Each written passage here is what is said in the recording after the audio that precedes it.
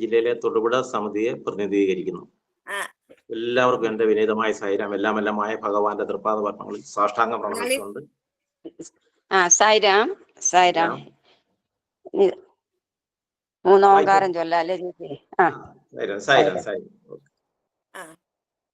ഓങ്കാരം പറഞ്ഞോളൂ.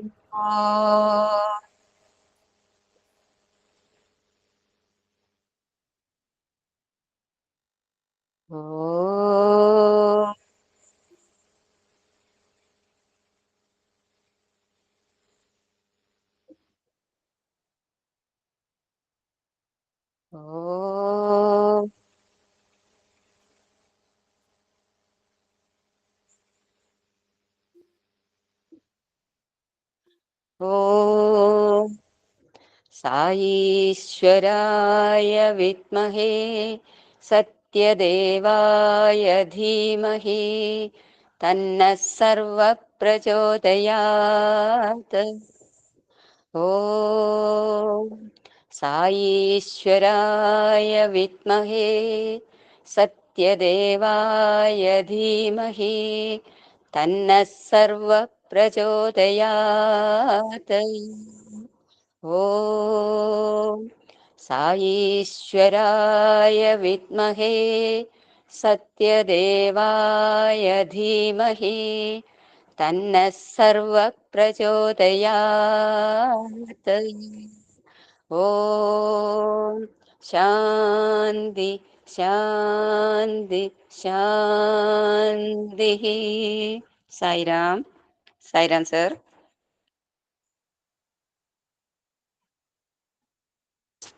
സായിരാം. സായിരാം. വായിക്കാമല്ലോ. സായിരാം. ഞാൻ പറഞ്ഞു, എൻ്റെ പേര് പറഞ്ഞു ബാലചന്ദ്രനാണ്. ഇടുക്കി ജില്ലയിലെ തൊടുപുഴ സമിതിയിൽ നിന്നാണ് ഞാൻ വരുന്നത്. ഞാൻ ഇന്ന് വായിക്കുന്നത് സ്വാമിയുടെ അവതാരവാണി തിരുനാമം മറക്കരുത് എന്ന ഒരു ഈ സനാതന സാരഥി 2023 ജൂലൈയിലെ സനാതന സാരഥിയിൽ നിന്നുള്ളതാണ്. വായിക്കുകയാണ്. സ്വാമി: പ്രേമസ്വരൂപരെ, ലോകത്തുള്ള സകല ബന്ധുക്കളുടെയും സുഹൃത്തുക്കളുടെയും സ്നേഹത്തെക്കാൾ അമ്മയുടെ സ്നേഹത്തിന് മാറ്റുകൂടും. അമ്മയുടെ ശക്തിയോട് കിടപിടിക്കുന്നതായി ഒന്നുമില്ല. അതുകൊണ്ടാണ് നാം ജന്മനാടിനെ മാതൃഭൂമി എന്ന് വിളിക്കുന്നത്.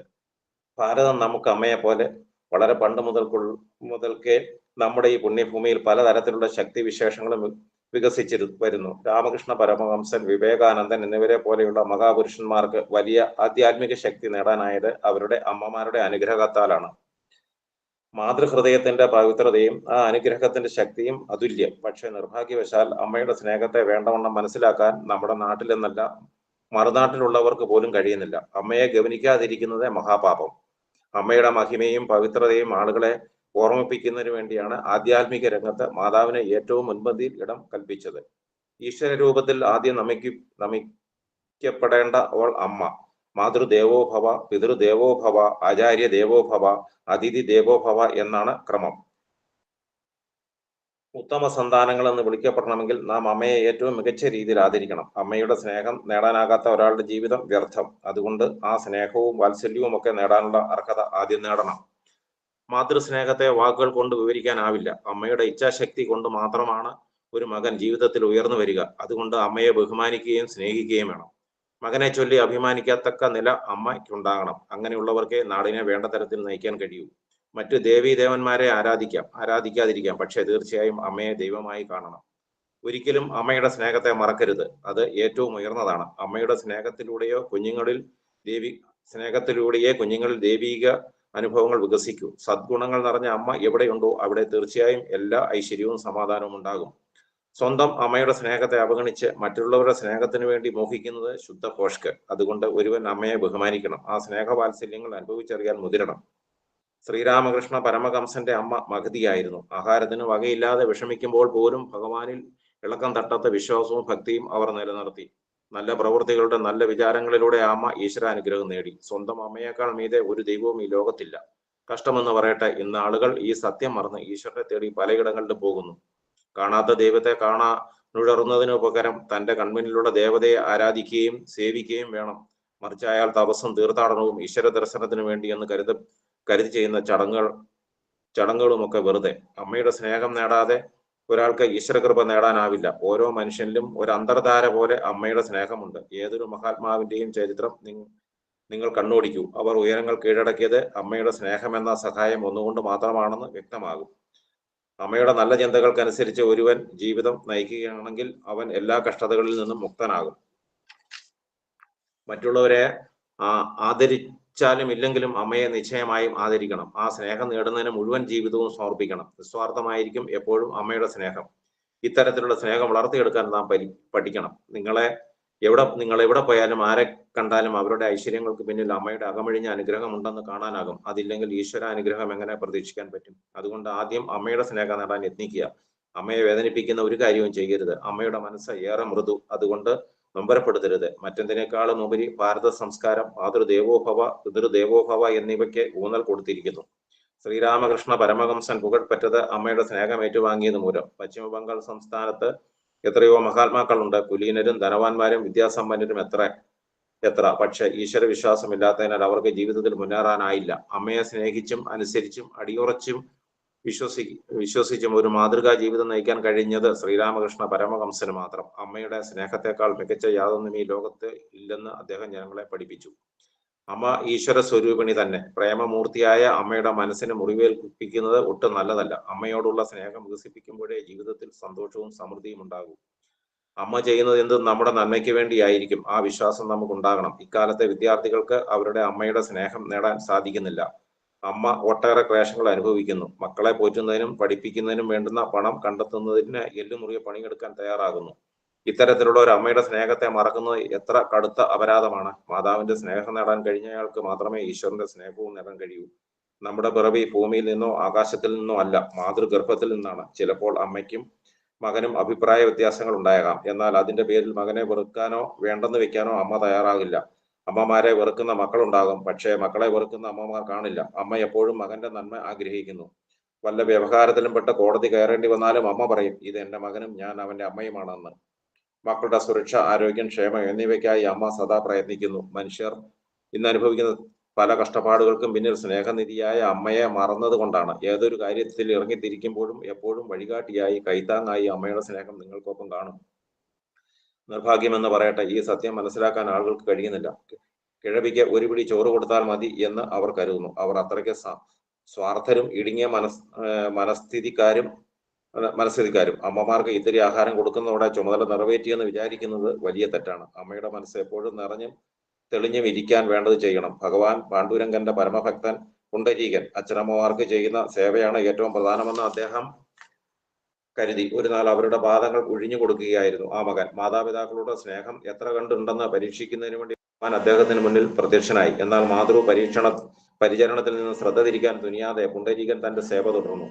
അപ്പോൾ ഭഗവാൻ ആരാഞ്ഞു, പ്രിയപ്പെട്ട കുഞ്ഞെ, ദർശനം തരാനായി ഞാൻ നിന്റെ മുന്നിലെത്തി. പക്ഷെ നീ എന്നെ നോക്കുന്നേയില്ല. ആരെയാണ് നീ ഇത്ര ഏകാഗ്രതയോടെ സേവിക്കുന്നത്? മാതാപിതാക്കളെയാണെന്ന് പുണ്ടരീകൻ മറുപടി പറഞ്ഞു. അപ്പോൾ ഭഗവാൻ, അവരെക്കാൾ അകലെയല്ല ഈശ്വരൻ? ഇത് കേട്ടിട്ട് സൗമ്യനായി അദ്ദേഹം പറഞ്ഞു, പ്രത്യക്ഷ ദൈവങ്ങളാണ് എനിക്ക് അച്ഛനമ്മമാർ. അവരെ ഉറക്കാതെ എനിക്ക് അവിടുത്തെ ദർശനം സാധ്യമല്ല. അടിയന് ദർശനം തരാൻ അവിടുന്ന് ആഗ്രഹിക്കുന്നില്ല. ഈ ഇഷ്ടികമേൽ നിന്നാലും. അങ്ങനെ പറഞ്ഞുകൊണ്ട് പുണ്ടരീകൻ ഒരു ഇഷ്ടിക നീക്കിയിട്ട് കൊടുത്തു. അച്ഛനമ്മമാരോടുള്ള അദ്ദേഹത്തിന്റെ സ്നേഹ ബഹുമാനങ്ങളെ ഭഗവാൻ പുകഴ്ത്തി. എന്നിട്ട് പ്രഖ്യാപിച്ചു, ഇത്തരത്തിൽ അച്ഛനമ്മമാരോട് എല്ലാവർക്കും സ്നേഹവും ഭക്തിയും ഉണ്ടാകുമെങ്കിൽ ലോകം എപ്പോഴും ഭദ്രവും ഐശ്വര്യ സമൃദ്ധവുമായിരിക്കും. നിന്നെ പോലെയുള്ള ഉത്തമ സന്താനങ്ങൾ ഈ ലോകം ഇങ്ങ് നിറയട്ടെ. അന്നു മുതൽ ത്യാഗം, വൈരാഗ്യം എന്നീ മഹത്തായ ഗുണങ്ങൾ പുണ്ടരീകനിൽ ഏറി വരാൻ തുടങ്ങി. മാതാപിതാക്കളെ സേവിച്ചുകൊണ്ട് അവരുടെ സ്നേഹം ഏറ്റുവാങ്ങിക്കൊണ്ടും സന്തോഷത്തോടെ കാലം കഴിച്ചു ആ ഭക്തൻ. പുത്ലിബായി മഹാത്മാഗാന്ധിജിയുടെ അമ്മ. അവർ ചെറുപ്പം കാലം മുതലേ ഒരു വ്രതം ആചരിച്ചു വന്നിരുന്നു, കോകില വ്രതം. ഉച്ചഭക്ഷണം കുയിലിന്റെ പാട്ട് കേൾക്കാതെ കഴിക്കില്ലെന്നായിരുന്നു അത്. ഗാന്ധിജി അന്ന് ബാലൻ. ഒരു ദിവസം നേരെ ഉച്ചതിരിഞ്ഞ് 3 കുയിലെത്തിയില്ല. അമ്മ ആഹാരം കഴിച്ചിട്ടുമില്ല. വിശന്നിരിക്കുന്ന അവരെ കണ്ട മകന് സഹിക്കാനായില്ല.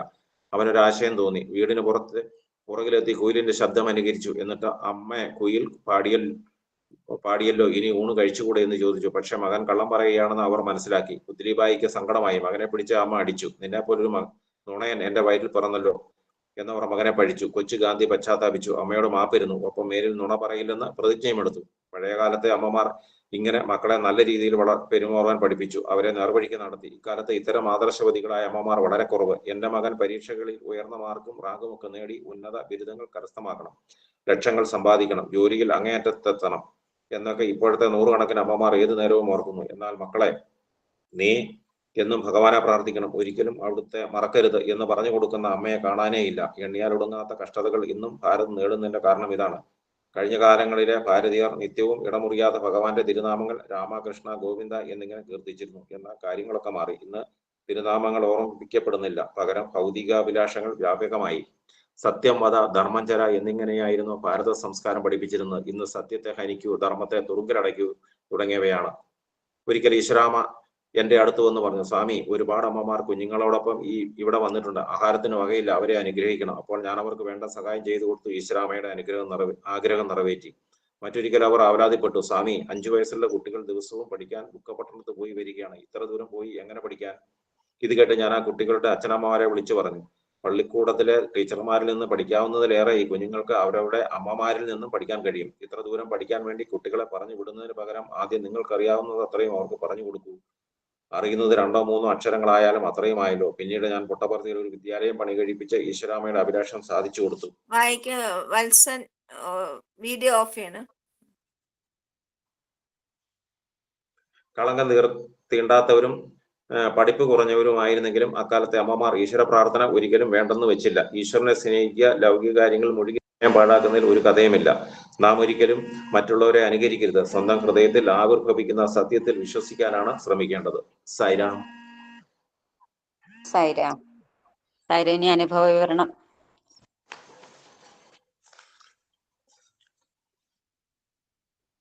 സൈരാം.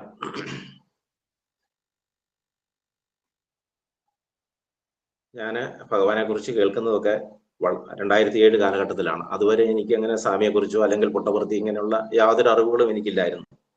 അങ്ങനെ ഇരിക്കുന്ന ഒരു കാലഘട്ടത്തിൽ ഞാൻ വർക്ക് ചെയ്യുന്ന ഓഫീസിൽ എൻ്റെ ഒപ്പം തന്നെ എൻ്റെ ഒരു സഹപ്രവർത്തകയാണ്, ഇന്നിപ്പോ ഈ ഗ്രൂപ്പിലുള്ള ആളാണ്, ശ്രീമതി ശശികല. അദ്ദേഹം എന്നോട് പറഞ്ഞിങ്ങനെ പുട്ടപർത്തി അതെങ്ങനെ സ്വാമിയുടെ കാര്യങ്ങളെല്ലാം പറഞ്ഞ് എല്ലാ ദിവസവും മിക്കവാറും കിട്ടുന്ന സമയങ്ങളിൽ ഫ്രീ ടൈമിലൊക്കെ ഞങ്ങൾ ഒരേ ഡിപ്പാർട്ട്മെന്റിൽ വർക്ക് ചെയ്യുന്ന അടുത്തടുത്ത ഓഫീസുകളായിരുന്നു. അപ്പോൾ എന്നോട് സ്വാമിയെ കുറിച്ച് ഇങ്ങനെ പല കാര്യങ്ങളും പറഞ്ഞു തരും, സ്വാമിയുടെ അത്ഭുതങ്ങൾ, പുട്ടപർത്തിയെ കുറിച്ച് ഇതൊക്കെ പറയുമായിരുന്നു. അപ്പൊ അതിനിടയ്ക്ക് എനിക്ക് കുറച്ച് ബുക്സ് ഒക്കെ വായിക്കാൻ തന്നു. അപ്പൊ ആ വായിക്കാൻ തന്നതിൽ ഏറ്റവും ആദ്യമായിട്ട് എനിക്ക് തരുന്നത് സ്വാമിയുടെ ശ്രുതി ബാബയുടെ സ്ത്രീ സായി സച്ചരിതം എന്ന ബുക്ക് വായിക്കാൻ തന്നിട്ട് പറഞ്ഞു, ഇത് സപ്താഹമായി വായിക്കണം, ഒരു വ്യാഴാഴ്ച തുടങ്ങി പിറ്റേ ബുധനാഴ്ച അവസാനിപ്പിക്കണം എന്നൊക്കെ പറഞ്ഞു. പക്ഷെ ആ പുസ്തകം വായിക്കുന്നതിനെ കുറിച്ച് എനിക്ക് വലിയ അത് ഏത് രീതിയിലെ ഭക്തി ആദരവോട് കൂടിയൊക്കെ വായിക്കണം, അന്നത്തെ അറിവില്ലായ്മ കൊണ്ടൊക്കെ ഞാനത് കുറച്ച് ഭാഗം വീട്ടിലിരുന്ന് വായിക്കും, പിന്നെ കുറച്ച് ഭാഗം ബസ്സിലിരുന്നോ അല്ലെങ്കിൽ ഓഫീസിലിരുന്നോ ഒക്കെ അങ്ങനെ വായിച്ച് ഞാൻ ഏതാണ്ട് ഒരു വഴിപാട് പോലെ അത് വായിച്ചു തീർത്തെന്ന് മാത്രമേ ഉള്ളൂ. അത് കഴിഞ്ഞിട്ട് എനിക്ക് വീണ്ടും നമ്മുടെ സ്വാമിയുടെ പുസ്തകം ഇത് തന്നു സപ്താഹമായി വായിക്കുന്നതിന് വേണ്ടി. അപ്പോൾ നമ്മൾ ആ പുസ്തകവും ഇതുപോലെ തന്നെ ഞാൻ അതും വായിച്ചു. പക്ഷെ അർഹിക്കുന്ന ഒരു രീതിയിൽ അതും അന്നും എനിക്ക് വായിക്കാം. കാരണം എനിക്ക് എൻ്റെ വീടിന്റെ പരിസ്ഥിതികൾ ഇച്ചിരി മോശമായിരുന്നു. കാരണം ഒരു ചെറിയ വീട്, എൻ്റെ അച്ഛനമ്മ, എൻ്റെ മക്കള്, ഭാര്യ. അപ്പൊ ആ വീട്ടിലിരുന്ന് സ്വസ്ഥമായിട്ടൊന്നും വായിക്കാനുള്ള ഒരു സാവകാശം എനിക്കില്ലാത്തതുകൊണ്ടാണ് ഞാൻ ഈ പുസ്തകങ്ങളൊക്കെ ഇങ്ങനെ ബസ്സിലിരുന്നും അല്ലെങ്കിൽ ഓഫീസിൽ പോയി ഒക്കെ വായിക്കുന്നത്. അങ്ങനെ എന്തായാലും ഞാൻ അതും സപ്താഹമായി തന്നെ വായിച്ചു തീർത്ത് കഴിഞ്ഞിട്ട് ഇങ്ങനെ ഞങ്ങൾ വീണ്ടും സ്വാമിയെ കുറിച്ചൊക്കെ സംസാരിക്കുകയും അറിയുകയും ഒക്കെ മറ്റു പല പുസ്തകങ്ങളൊക്കെ വായിക്കുകയൊക്കെ ചെയ്തെങ്കിലും അന്ന് നമുക്കൊരു സമിതിയൊന്നും, തൊടുപുഴ സമിതി പ്രവർത്തനമില്ല. ഞാൻ തൊടുപുഴ സമിതിയാന്ന് പറഞ്ഞല്ലോ, അന്ന് സമിതി പ്രവർത്തനങ്ങൾ നിലച്ചിരിക്കുന്ന കാലമായിരുന്നു കുറെ കാലമായിട്ട്. അപ്പൊ സമിതിയിൽ നിന്നുള്ളതോ അല്ലെങ്കിൽ ഒരു സമിതി ഉണ്ടെന്നോ അല്ലെങ്കിൽ അവിടെ ഭജനകൾ ഉണ്ടെന്നോ അല്ലെങ്കിൽ ഇങ്ങനെയുള്ള പുസ്തകങ്ങൾ ഇതൊന്നും എനിക്കറിയില്ലായിരുന്നു. അപ്പൊ ഞാൻ ആദ്യമായിട്ട് ഇങ്ങനെ സ്വാമിയിലേക്ക് വന്ന ഒരാളെന്നുള്ള നിലയിൽ എന്തായാലും ആ വായനയൊക്കെ കഴിഞ്ഞ് അധികം താമസിയാതെ തന്നെ എനിക്ക് പുട്ടപർത്തി പോകുന്നതിന് ഒരു അവസരം ഉണ്ടായി. അത് ഇതുപോലെ തന്നെ എൻ്റെ കൂടെ സഹപ്രവർത്തനായ അനിൽകുമാർ എന്ന് പറയുന്ന ആളെന്നോട് പറഞ്ഞു, സാർ നമുക്ക് ഒരു ദിവസം പുട്ടപർത്തിക്ക് പോകാമെന്ന് പറഞ്ഞു. ശരി, നമുക്ക് പോയേക്കാന്ന് പറഞ്ഞു.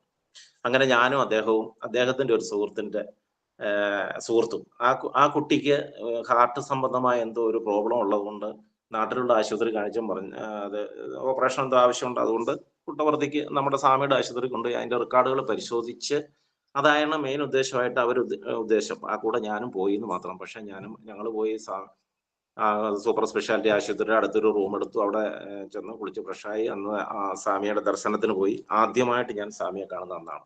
അന്ന് സ്വാമി വളരെ അറിയാമല്ലോ, അന്ന് വീൽ ചെയർ പോലെ ഒരു വാഹനത്തിലൊക്കെയാണ് സ്വാമി വരുന്നത്. ഒരുപാട് കാത്തിരുന്ന് കഴിഞ്ഞപ്പോൾ സ്വാമി ഇങ്ങനെ എല്ലാവരും അക്ഷമയോടെ കാത്തിരുന്നു, ഞാനും അതുപോലെ തന്നെ കാത്തിരുന്നു. ഏതാണ്ട് ഹാളിന്റെ മധ്യഭാഗത്താണ് എനിക്ക് ഇരിക്കാൻ കിട്ടിയത്. അന്ന് സ്വാമിയുടെ പാദ നമസ്കാരം ഇങ്ങനെയുള്ള കാര്യങ്ങളൊന്നും വളരെ സ്വാമി വേദിയിലേക്ക് ഇറങ്ങി വരുന്നില്ല. അപ്പോൾ അവിടെ വന്ന് സ്വാമി ഇരുന്നു. സിംഹാസനത്തിലിരുന്ന് ഞങ്ങളെല്ലാം അകലെ ഇരുന്ന് മാത്രം കണ്ടു. അന്ന് പ്രഭാഷണങ്ങളൊന്നും ഉണ്ടായിരുന്നില്ലെന്നാണ് എൻ്റെ ഒരു വിശ്വാസം. എന്തായാലും സ്വാമിയെ ഞാൻ അന്നാണ് ആദ്യമായി കാണുന്നത്, ദർശിക്കുന്നത്. പക്ഷെ എനിക്കൊരു നല്ല കടാക്ഷമോ അല്ലെങ്കിൽ അങ്ങനെയൊന്നും ലഭിച്ചില്ല. കാരണം വളരെ അകലെയാണ് ഞാൻ ഇരിക്കുന്നത്. സ്വാമിയെ കണ്ടു എന്ന് മാത്രം. അങ്ങനെ അന്ന് ആരതിയെല്ലാം കണ്ട് പ്രസാദമൊക്കെ വാങ്ങി ഞങ്ങൾ തിരിച്ച് ലോഡ്ജിലേക്ക് പോയി.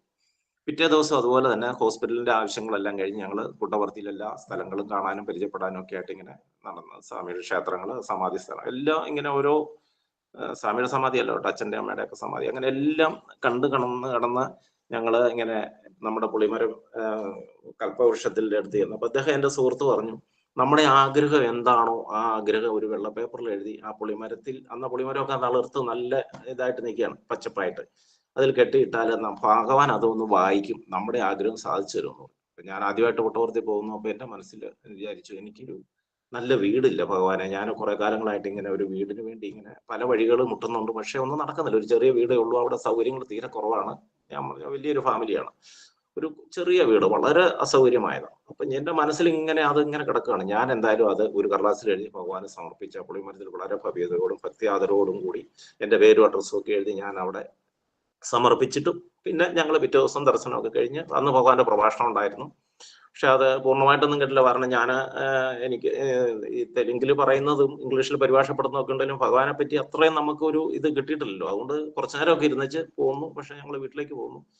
എന്തായാലും ഭഗവാൻ എന്നെ അനുഗ്രഹിച്ചു. ഭഗവാനെ ഞാൻ എന്ത് പ്രാർത്ഥിച്ചോ അതെനിക്ക് സാധിച്ചു. ഏതാ ഒരു 2 വർഷം പോലും എടുത്തില്ല. അതിനു മുമ്പ് തന്നെ ഭഗവാൻ എൻ്റെ വീടിരുന്നിടത്ത് ആ സ്ഥാനത്ത് അത് പൊളിച്ച് ഞാൻ വേറൊരു നല്ല മനോഹരമായ ഒരു വീടെന്ന് പറഞ്ഞു കഴിഞ്ഞാല് മറ്റേ കുചേലന് കൃഷ്ണൻ കൊടുത്ത പോലെ തന്നെ ഒരു നല്ലൊരു വീട്, എനിക്ക് 2 നില വീട് ഭഗവാൻ ഒരിക്കലും അർഹിക്കാത്തതിന്റെ മേളിൽ എനിക്ക് കിട്ടി. അത് കിട്ടിയെന്ന് പറഞ്ഞു കഴിഞ്ഞാൽ വെറും 4 ലക്ഷം രൂപ ഒരു ബാങ്കിൽ നിന്ന് ലോണേ തന്നുള്ളൂ. പക്ഷെ എവിടുന്നൊക്കെയോ എങ്ങനെയൊക്കെയോ അതെനിക്ക് ഭഗവാൻ സാധിച്ചു. അതിന്റെ ഏറ്റവും വലിയ അനുഭവമാണ്. ഇതാണ് എനിക്കൊരു അനുഭവമായിട്ട് പറയാനുള്ളത്. കാരണം ഞാൻ ഒരുപാട് അനുഭവങ്ങൾ പറയാൻ എനിക്കില്ല. എൻ്റെ ഏറ്റവും വലിയൊരു അനുഭവം എന്ന് പറയുന്നത് ഇതേ ഉള്ളൂ. ഇത് എനിക്ക് മറക്കാൻ പറ്റത്തില്ല. ഇന്ന് ഞാൻ ആ വീട്ടിൽ വളരെ സന്തോഷമായി കഴിയുന്നു. ഞാനും ഫാമിലി സന്തോഷമായിട്ട് ജീവിക്കുന്നു. ഇതാണ് എൻ്റെ അനുഭവം. ഇന്ന് അതുപോലെ തന്നെ ഇപ്പം നമ്മൾ തൊടുപുഴ സമിതി പ്രവർത്തനങ്ങൾ ഇപ്പം നല്ല രീതിയിൽ നടക്കുന്നുണ്ട്. അപ്പം ഞാൻ ആ സമിതി പ്രവർത്തനങ്ങളിൽ കുറെ കാലം കൺവീനറായിട്ടിരുന്നിട്ടുണ്ട്. ആ സമിതി പ്രവർത്തനങ്ങളെല്ലാം നല്ല രീതിയിൽ കഴിയുന്ന രീതിയിൽ സ്വാമിയുടെ പല കാര്യങ്ങളും ചെയ്യുന്നുണ്ട്. ഇപ്പൊ എനിക്ക് ഒരു ഔദ്യോഗികം ഒരു സ്ഥാനം കൂടെ ഭഗവാൻ കൽപ്പിച്ച് അനുവദിച്ച് തന്നിട്ടുണ്ട്, ജില്ലയുടെ സ്പിരിച്വൽ കോർഡിനേറ്റർ എന്നുള്ളത്. അതും എൻ്റെ കഴിവിന്റെ പരമാവധിയൊക്കെ, എല്ലാം പൂർണ്ണമായിട്ട് ചെയ്യാൻ പറ്റുന്നില്ലെങ്കിലും അതൊക്കെ ചെയ്യുന്നുണ്ട്. എന്തായാലും എനിക്ക് ഈ പരിപാടിയിലേക്ക് പങ്കെടുക്കാം, ഇതേപോലെ എനിക്ക് അനുഭവമായിട്ട് പറയാനാണ്. അപ്പൊ ഈ പരിപാടിയിൽ പങ്കെടുക്കാൻ കഴിഞ്ഞതിൽ എനിക്ക് വളരെ സന്തോഷമുണ്ട്. എല്ലാവരുടെ അനുഭവങ്ങൾ കേൾക്കുമ്പോൾ സത്യത്തിൽ എനിക്കും സങ്കടവും കണ്ണു നിറയും. ഓരോരോ അനുഭവങ്ങൾ കേൾക്കുമ്പോൾ നമുക്ക് ഇങ്ങനെ ഒരു അനുഭവം ഭഗവാൻ തന്നല്ലോ, ഇതിലിങ്ങനെ സംസാരിക്കാൻ എൻ്റെ ഒരു അനുഭവം ഷെയർ ചെയ്യാൻ കഴിഞ്ഞതിൽ എനിക്ക് തീർച്ചയായിട്ടും എല്ലാവരോടും ഞാൻ കടപ്പെട്ടിരിക്കും. ഭഗവാന്റെ തൃപ്പാദങ്ങളിൽ കോടി കോടി പ്രണാമങ്ങൾ അർപ്പിച്ചുകൊണ്ട് ഞാൻ നിർത്തുന്നു. Sai Ram.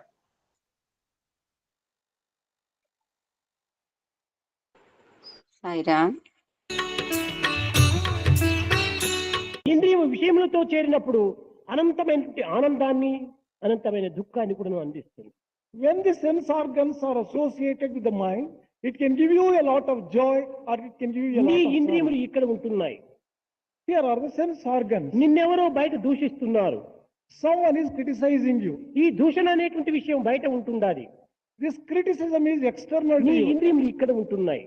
These sense organs are inside you. కానీ ఆ యొక్క దూషణ అనే విషయము ఇంద్రియములతో చేరకుండా ఉండినంత వరకు కూడాను నీవు ఏమాత్రం కూడాను వికారం పొందవు. Until the criticism comes in contact with the appropriate sense organ, you do not get any bad feeling at all. You are not ఆవేశానికి hurt. అవకాశం అందించవు. There is no need for any ఉద్రేక excitement. పడవు. You would not be angry.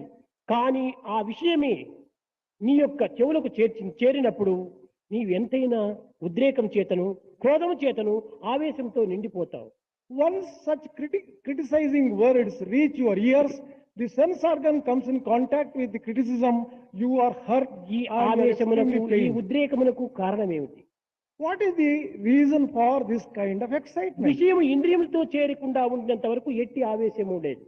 ఆ విషయం ఇంద్రియంతో చేరినప్పుడే ఈ ఆవేశం ప్రారంభమవుతుంది. Until the sense objects come in contact with the sense organs, there is no room for any excitement at all. But once they come in contact, there is room for either joy అదే or ఒక sorrow. మరొక మార్గంలో మనం విచారణ చేసినప్పుడు నిన్ను బయట ఎవరో చాలా వర్ణిస్తున్నారు, నీవు చాలా మంచివాడు, గుణవంతుడని నిన్ను అనేక విధములుగా స్తోత్రం చేస్తున్నారు. The same thing could be viewed in a different way. There is some person who is describing you in glorious terms. అది విననంత వరకు కూడాను నీకు ఎట్టి ఆనందం కానీ అతనిపైన ఎట్టి ప్రేమ కానీ నీకు ఆవిర్భవించదు. Until you hear such kind of praise, you will not get any feeling of love. ఆ or విషయమే నీ appreciation. ఇంద్రియములకు సోకినప్పుడు నీవు ఎంతైనా ఆనందంతో అతన్ని అనేక విధములుగా కూడాను ప్రేమిస్తావు. The moment the such praise comes in contact with your ear and hear it, and then you start loving him. ఈ very much. ప్రేమకు ద్వేషమునకు కారణం ఏమిటి? What is the cause for this kind of love or విషయేంద్రియముల యొక్క hatred? సంబంధమే దీనికి మూల కారణము. It is the coming together of the sense organ with the sense కనుక object. విషయములను కొంతవరకు నువ్వు దూరం పెట్టినప్పుడే ఇంద్రియములు ప్రశాంతమైన జీవితాన్ని పొందగలుగుతాయి. The sense organs will enjoy peace if the sense objects are లేక kept away. విషయేంద్రియములు రెండు కూడా నువ్వు చేరినప్పటికీ నీవు సమన్వయ భావాన్ని నీవు అభివృద్ధి గావించుకున్నప్పుడు ఎట్టి వికారమును నీవు పొందలేవు. Even if the sense object comes in contact with the sense organ, if you have developed an equanimous mind, then you will not be hurt or affected by any such thing.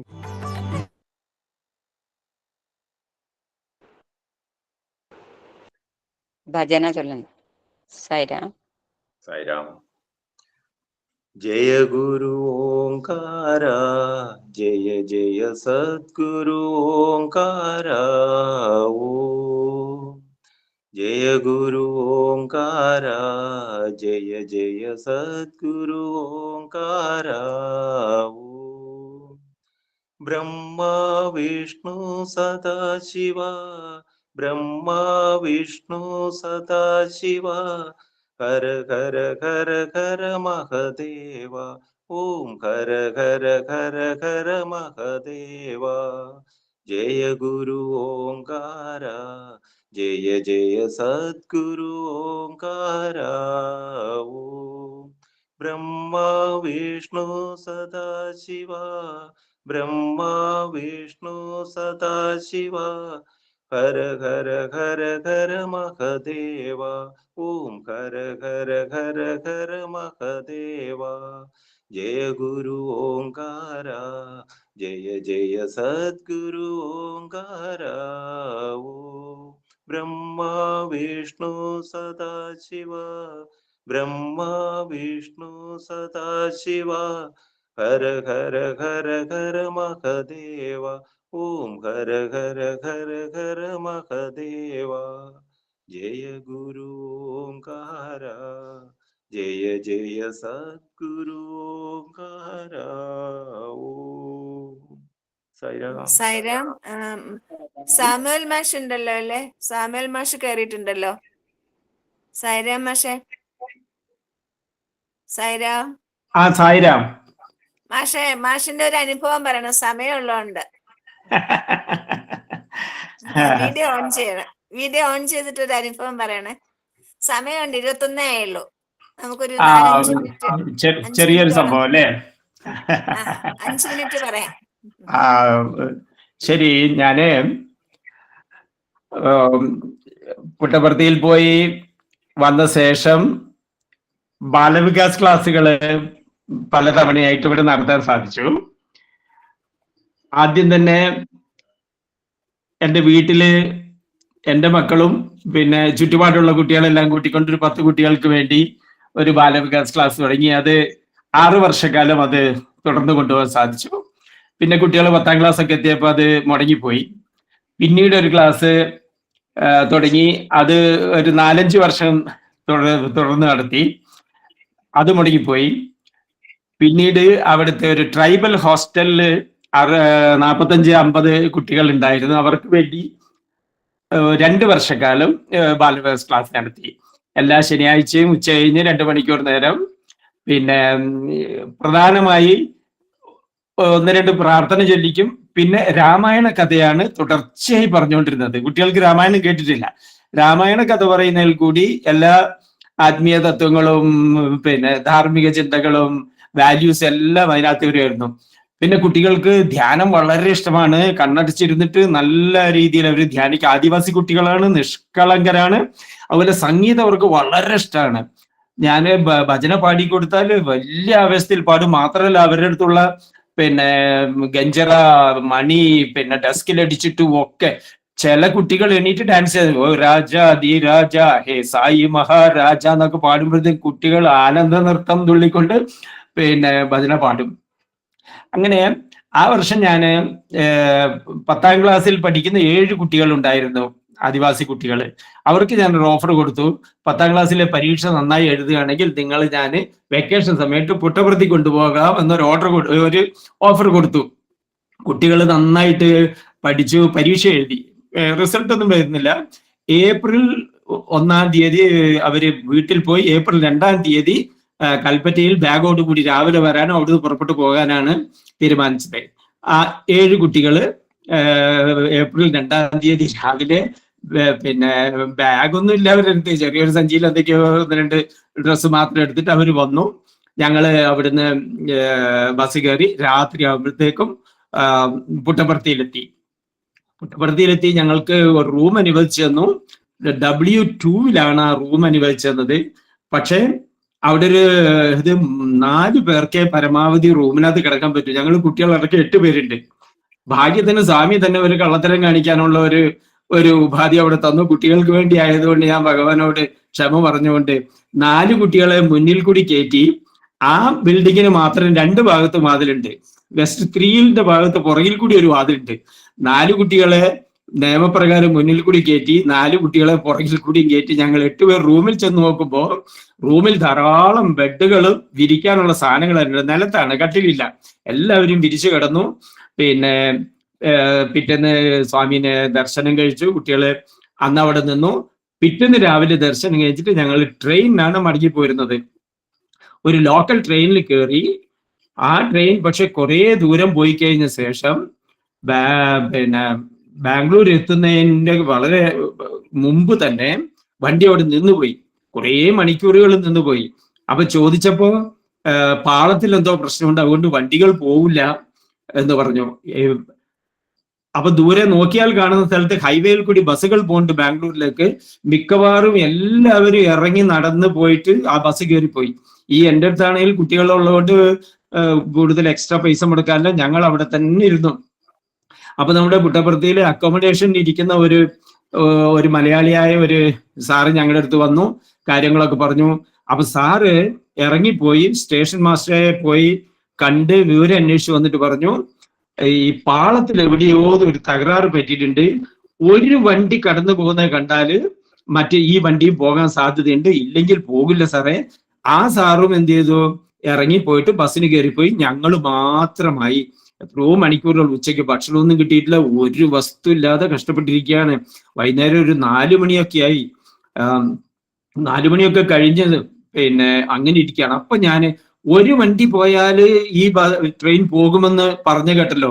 ഞാൻ കുട്ടികളോട് പറഞ്ഞ്, നിങ്ങൾ ഇരുന്നിട്ട് മിണ്ടാതിരിക്കൂ, ഞാൻ ലേശം നേരം ഇരുന്ന് പ്രാർത്ഥിക്കട്ടെ, ഭഗവാനോട് പ്രാർത്ഥിക്കട്ടെ എന്ന് പറഞ്ഞ് ചമ്മണം പടിയിരുന്ന് ഞാൻ സ്വാമിനോട് പറയാൻ തുടങ്ങി. സ്വാമി, ഈ കുട്ടികളെ കൊണ്ട് വന്ന് ഞങ്ങളെ കഷ്ടപ്പെടുത്തല്ലേ, ബസ്സിന് പോകാനുള്ള പൈസ ഒന്നും നമ്മുടെ അടുത്തില്ല. ഒരു ട്രെയിൻ പോയാൽ ഈ വണ്ടി പോകുന്ന പറയുന്നത്. ഒരു ട്രെയിൻ ഇപ്പൊ പ്രാർത്ഥിക്കണം സ്വാമി, ഒരു വണ്ടി പോകണം സ്വാമി, ഒരൊറ്റ സിംഗിൾ പോയിന്റ് അജണ്ടയിൽ പ്രാർത്ഥന, ഒരൊറ്റ വണ്ടി ഇപ്പൊ പറഞ്ഞു വിടണം സ്വാമി.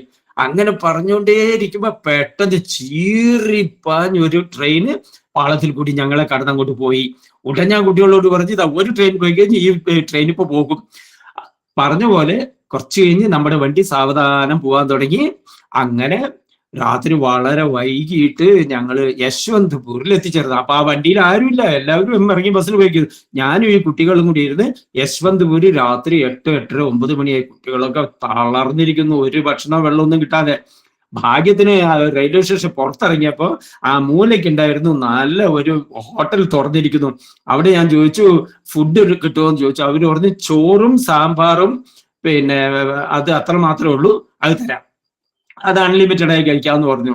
നോക്കുമ്പോ നല്ല ചൂട് ചോറും സാമ്പാറും, പിന്നെ കുട്ടികൾക്ക് എന്തൊക്കെയാ വേറെ ചില സാധനങ്ങളും അച്ചാറെല്ലാം കൂടി ഇഷ്ടം പോലെ കുട്ടികൾ നിറയെ കഴിച്ച് ഞങ്ങൾ രാത്രി ഒരു ബസ്സിന് കയറി കൽപ്പറ്റ വന്നിറങ്ങി. പിറ്റേന്ന് രാവിലെ കൽപ്പറ്റ വന്നിറങ്ങി. കുട്ടികൾക്ക് അവിടെ ഹോട്ടലിൽ നിന്ന് ചായയും ഓരോ വെള്ളവും മേടിച്ചു കൊടുത്ത് അവരുടെ വീട്ടിലേക്ക് പറഞ്ഞയച്ചു. അങ്ങനെ ഈ ആദിവാസി കുട്ടികൾക്ക് ഭഗവാനെ കാണുവാനുള്ളൊരു അവസരം ഉണ്ടായി. അതില് 6 കുട്ടികൾ SSLC പാസ്സായി. ഒരു കുട്ടി പരീക്ഷ എഴുതിയിരുന്നില്ല. 2 പരീക്ഷ അവൻ പിന്നെ മിസ്സാക്കിയത് കൊണ്ട് ആ കുട്ടി മാത്രം തോറ്റു. ബാക്കി എല്ലാവരും ജയിച്ചു. അവരൊക്കെ നല്ല രീതിയിൽ ഉയർന്ന പഠനത്തിന് പോകാൻ സാധിച്ചു. അപ്പൊ ബാലവികാസിൽ കൂടി ഈ പാവപ്പെട്ട കുട്ടികളുടെ ഒരു 7 പേരെ അവിടെ കൊണ്ടുപോകാനും ഭഗവാനെ നേരിട്ട് കാണുവാനുള്ള ഒരു വലിയൊരു അവസരമാണ് കിട്ടിയത്. അത് പിന്നെ അതുപോലെ ഈ ട്രെയിനിന്റെ കാര്യത്തില് സ്വാമി ആ കുട്ടികൾക്ക് വേണ്ടി അവിടെ ഇടപെട്ടു. റൂമിന്റെ കാര്യത്തില് ഒരു ചെറിയ പിന്നെ കുസൃതി കാണിച്ചെങ്കിൽ പോലും മുഴുവൻ പേർക്കും അവിടെ താമസിക്കാനുള്ള സൗകര്യങ്ങളെല്ലാം ചെയ്തു എന്ന് പറയുമ്പോൾ ഭഗവാന്റെ ഒരു സ്നേഹം ആ സമയത്ത് അനുഭവിക്കാൻ സാധിച്ചു. അങ്ങനെ ഒരു ചെറിയ അനുഭവം മാത്രം പറയുന്നു. Sai Ram. Sai Ram. Thank you sir. Thank you master. Sai Ram. Sai ഉപമ. ഇന്ന് അമ്മയെ പറ്റിയാണ് പറഞ്ഞത്. ഇന്നത്തെ ഉപമയും അമ്മയെ പറ്റി തന്നെയാണ്. ഒരു കുഞ്ഞ് അമ്മയെ ഉപേക്ഷിച്ചാൽ അതിന് എങ്ങനെ വളരുവാനാകും? ഈശ്വരൻ അമ്മയ്ക്ക് സമമാണ്. ഈശ്വരനോട് മമത, ഭക്തി എന്നിവ പുലർത്തി വളരുക. നിങ്ങളുടെ ഹൃദയത്തിലും മറ്റു ഹൃദയങ്ങളിലും മുളപൊട്ടുന്ന വിശ്വാസത്തെ ഹനിക്കാതിരിക്കുക. എന്തെന്നാൽ ഈശ്വരന് വേണ്ടിയുള്ള തീവ്രമായ അഭിലാഷത്തിന് തീക്ഷ്ണത നൽകുന്നതും പെട്ടെന്ന് തന്നെ ഈശ്വരന്റെ പ്രതികരണം അനുഗ്രഹമായി നേടിത്തരുന്നതും ഈ വിശ്വാസമാണ്. അതിനാൽ വിശ്വാസത്തോടുകൂടി വളരുവാൻ കുട്ടികളെ പ്രേരിപ്പിക്കുക. ജയ സായിരാം. സായിരാം. സായിരാം. ശാന്തി പറയാലോ ചേച്ചി?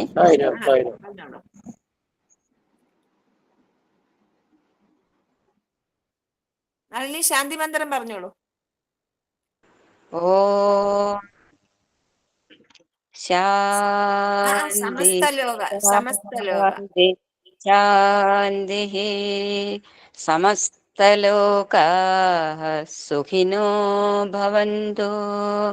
സമസ്തലോകാഃ സുഖിനോ ഭവന്തു. സമസ്തലോകാഃ സുഖിനോ ഭവന്തു. ഓം ശാന്തി ശാന്തി ശാന്തി. ജയ് സായിരാം.